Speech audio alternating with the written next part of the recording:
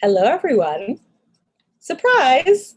I'm just popping in really quickly to do this very quick live stream because it is 100 days until Election Day, which I am absolutely thrilled about. I'm sure you're thrilled too.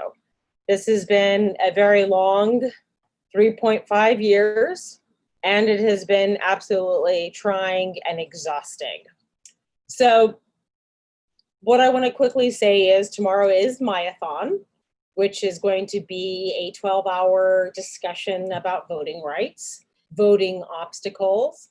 And the point of me doing Myathon is that I want to give you, and I want my guests to give you the tools to understand not only what's at stake this election, but also to help you hurdle the obstacles you might have as an eligible voter.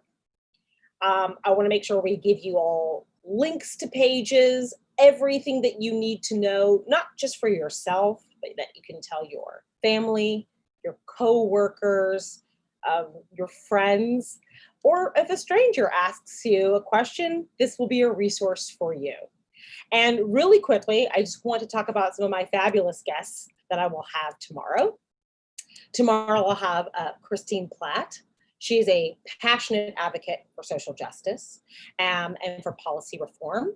She holds a bachelor's degree in Africana Studies and a master's degree in African and African American Studies and a JD from Stetson University College of Law. She is a wonderful storyteller. She has a wonderful book series that you should check out, and we'll talk about it a little bit tomorrow. And she teaches people of all ages about race, equity, diversity, and inclusion.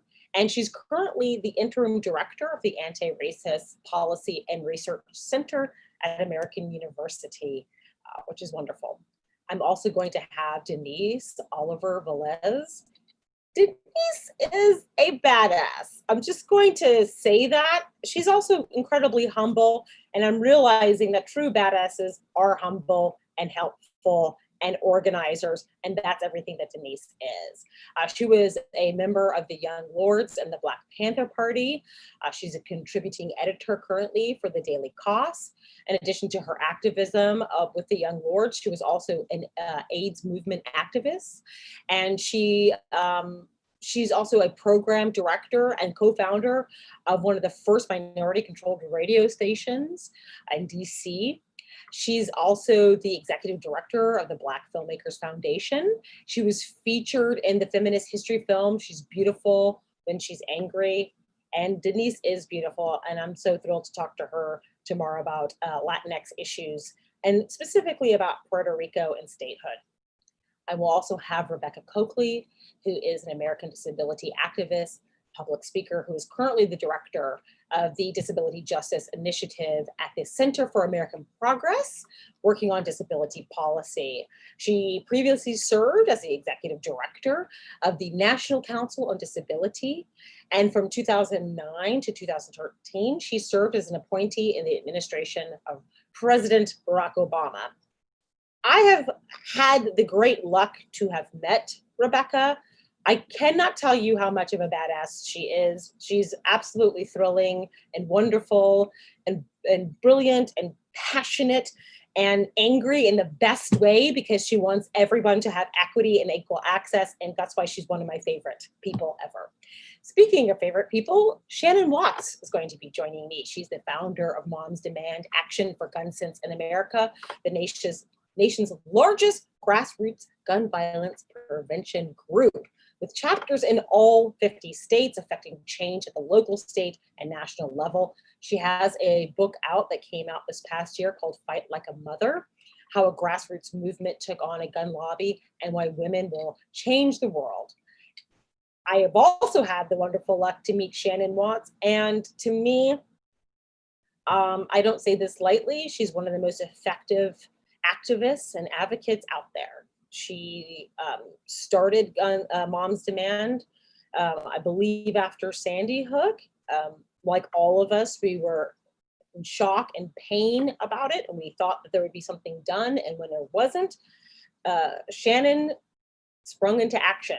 And this is, I cannot tell you how amazing and wonderful that is.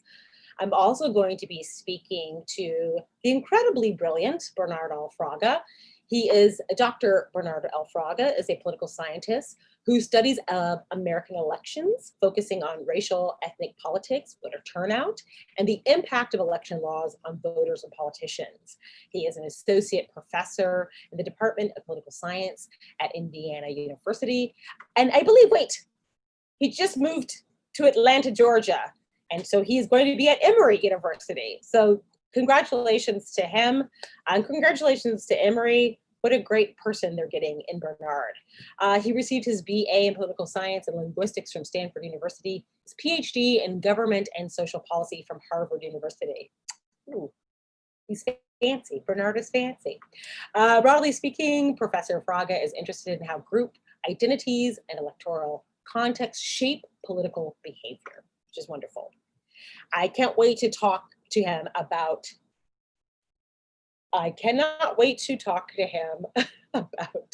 hold on, my producer is pointing to me. Yes, producer? Oh, 90% of everything is working. Okay, my producer was giving me some notes. That's my producer, Robert Crace. He'll be with me all day tomorrow too. I'll give you a few more guests. I'm going to have Jacqueline de Leon. She's a staff attorney. She is with the Native American Rights Foundation, better known as NARF. Jacqueline de Leon is an enrolled member of the Isleta Pueblo. As a staff attorney at the Native American Rights Foundation, she helps lead field hearings across Indian country and Native American voting rights and practices ongoing voter rights litigation. Prior to her work at NARF, De Leon was a senior associate with Wilmer Hale for 4 years, focusing on international antitrust and litigation. She holds a JD from Stanford and a BA from Princeton University in philosophy. De Leon clerked for Judge William H. Walls of the United States District Court for the District of New Jersey and for the Alaskan Supreme Court. My God. I'm so lucky that she is joining us tomorrow to talk about Native American voting obstacles. Speaking of voting obstacles, and speaking of lawyers, I'm going to have Perry Grossman. Perry Grossman is my favorite lawyer. I didn't know that lawyers could be like a Perry Grossman, which is, he is humorous and serious all at the same time. And he's also encouraging of everyone becoming a voting rights attorney, or at least, at the very least, a voting rights advocate, which I agree with.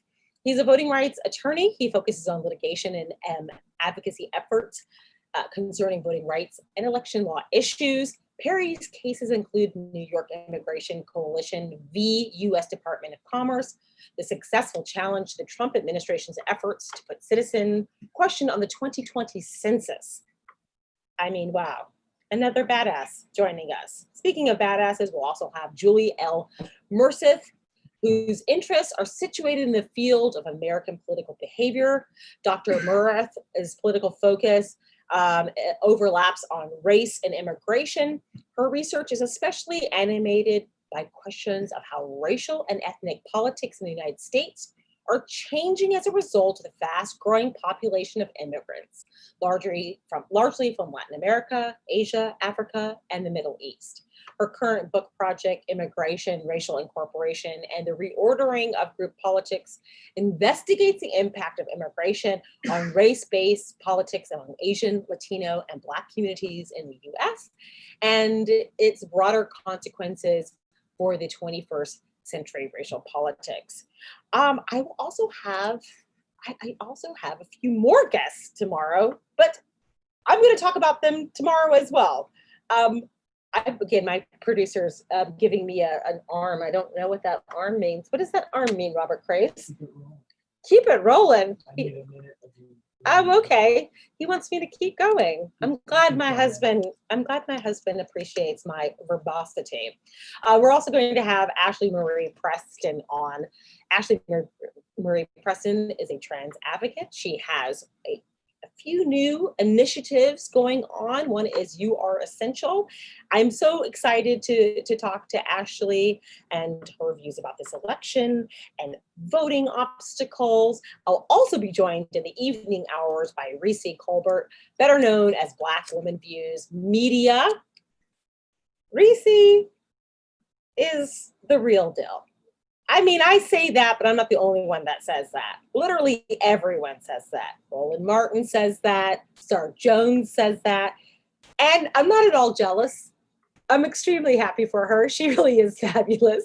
And I'm really thrilled that she's going to be spending some time with me to talk about Black women who are running for office in 2020 and why it's absolutely essential and critical that we elect this group of Black women in, especially at this time in the world where we are still ignoring what happened with Breonna Taylor, and her killers have not been brought to justice. So we're going to be touching on those issues.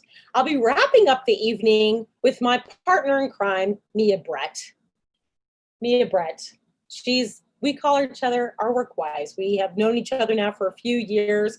She's an amazing person. She's wrapping up her PhD this year, and she's going to be discussing with me organizations that we should be supporting on the ground that are trying to get out the vote, and also law organizations that are going to be protecting our vote. And we're going to really need to support those organizations. So we're going to list all of those. So first thing tomorrow, 11 a.m., I'm going to be joining you. I'm excited to talk about all of these topics. I'm excited to bring resources to you. I'm excited to hear any of the questions that you might have. And I look forward to the questions that you might have. If I can't answer them, then some of the experts that I'll be having with me, my guests, they should be able to. So I want to say, have a good night. I will see you tomorrow late morning, and I will be drinking coffee all day tomorrow. And I'll have a few bathroom breaks because I'm only human. Okay, people, I'm only human.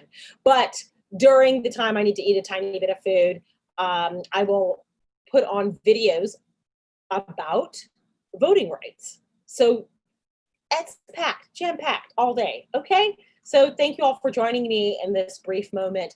I will see you all tomorrow.